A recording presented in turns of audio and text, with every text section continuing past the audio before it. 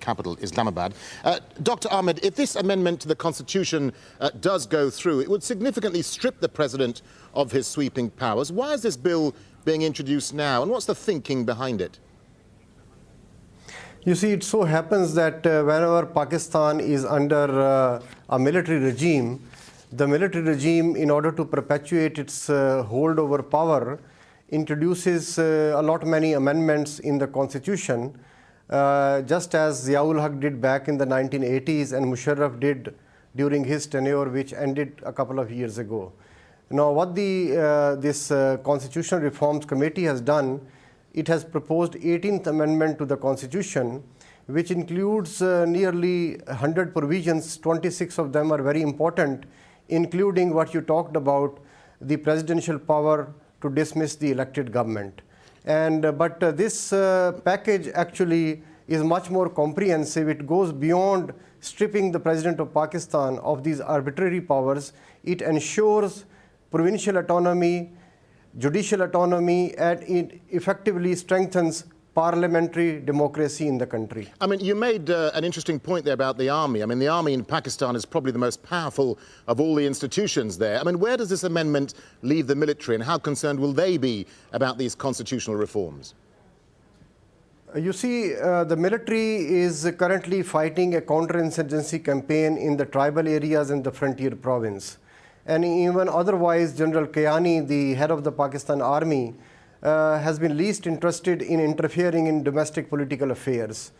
Even otherwise, the international community expects Pakistan to march ahead on the democratic course. So all of these powers basically inhibit the military, which has traditionally shown quite an interest in interfering in internal politics and dominating the foreign policy domain. So the military is not in a position to have that kind of a clout or show some interest in managing the civilian affairs. And the civilian government in the last 2 years has consistently advanced on strengthening federation, ensuring greater political autonomy to the provinces, and now ending the biggest irony in the political system of Pakistan, namely, constitutionally Pakistan is a parliamentary democracy, but in a parliamentary democracy, president had greater powers. So these powers, including the powers to appoint 3 services chief of the Pakistan military, is being transferred now to the Prime Minister. This, as you say, this is very much an effort to cut presidential powers, but I mean, how much is it being seen as a major step towards democracy in Pakistan? Well, you see, Pakistan is a strong federation, and provinces from Balochistan to the frontier and Sindh provinces have been demanding autonomy, especially in areas of tax collection, revenue generation, domestic and foreign borrowing. So as part of this comprehensive reforms package, the concurrent list is being thrown away from the Constitution. The name of the frontier province, which was a geographical expression, is being changed into Khyber Pakhtunkhwa, which reflects the ethnic composition of the province.